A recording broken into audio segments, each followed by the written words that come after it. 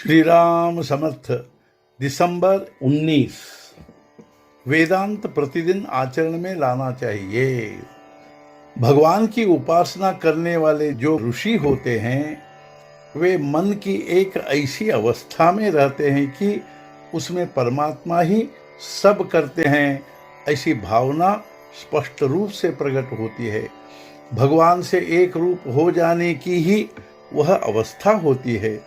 ऋषियों का मैं भाव नष्ट हो गया होता है, इसलिए उनमें मैं करता हूँ, मैं काव्य रचता हूँ, मैं बोलता हूँ, यह भावना नहीं होती, बल्कि परमात्मा करता है, परमात्मा बोलता है, परमात्मा मंत्र रचता है, ऐसा सच्चा और स्पष्ट अनुभव उन्हें आता है।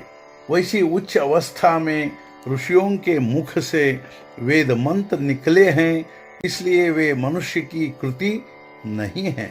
वेद वास्तव में अपौरुषेय ही हैं।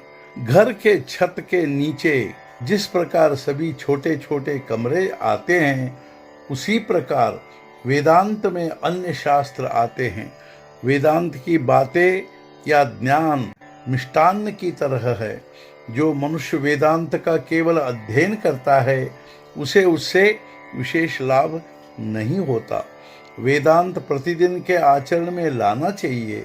सत्य तो यह है कि विद्वान लोग यह वेदांत अति कठिन करके लोगों को अकारण धोखा देते हैं। फिर सामान्य आदमी को लगता है कि अरे यह वेदांत अपने लिए नहीं है। वस्तुतः वेदांत सब के लिए है, मनुष्य मात्र के लिए है। वेदांत के बिना मनुष्य जीवित ही नहीं रह सकता।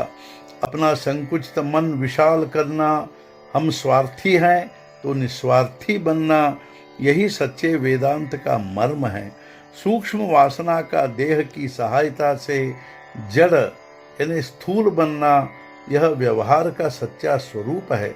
इसके विपरीत भगवान अत्यंत सूक्ष्म है, अतः उसकी प्राप्ति कर लेना जड़ से सूक्ष्म की ओर जाना है। अतः भगवान का साधन भी जड़ से सूक्ष्म की ओर पहुंचाने वाला होना चाहिए। जड़ देह से संबंधित और सूक्ष्म से निकट भाव से चिपका हुआ यदि कोई साधन है तो केवल नाम ही है।